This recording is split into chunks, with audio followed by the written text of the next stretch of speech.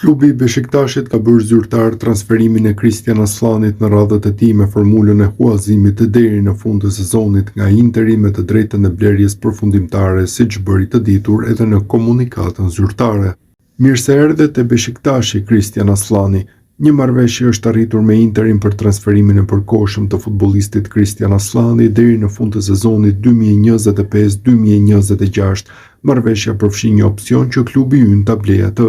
Ne i urojmë Christian Aslanit sukses me fanellën tonë të lavdishme dhe informojmë publikun për të, shkruhej në njoftimin e klubit turk shoqëruar me fotot e momentit të firmës të futbollistit të kombëtares shqiptare.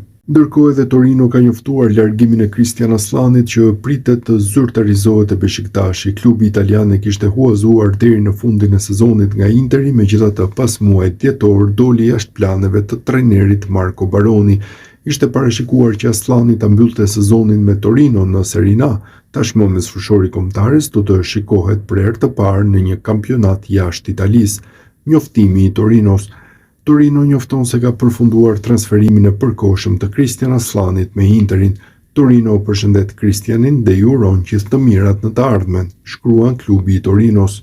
Christian Aslani pra është pjesë e Beshiktashit pasi klubi turk ka nisur procedurën e regjistrimit të tij të menjëhershëm në Federatën Turke të Futbollit. Lojtari udhëtoi në orët e para të mëngjesit drejt Stambollit, kreu vizitat mjekësore dhe bëri dhe fotot e rastit me fanellën e klubit turk, por për regjistrimin e tij duhet mbyllur ana burokratike pasi fillimisht duhet ndërprer huazimi nga Torino e pastaj Interi duhet të lejojë transferimin te klubi turk.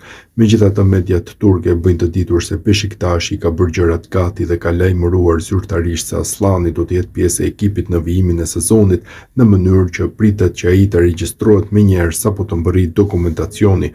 Kësaj Aslani do të bëhet pjesë e klubit turk që në ndeshjen e nesërme atë që Beshiktashi luan në Stamboll kundër Konyasporit.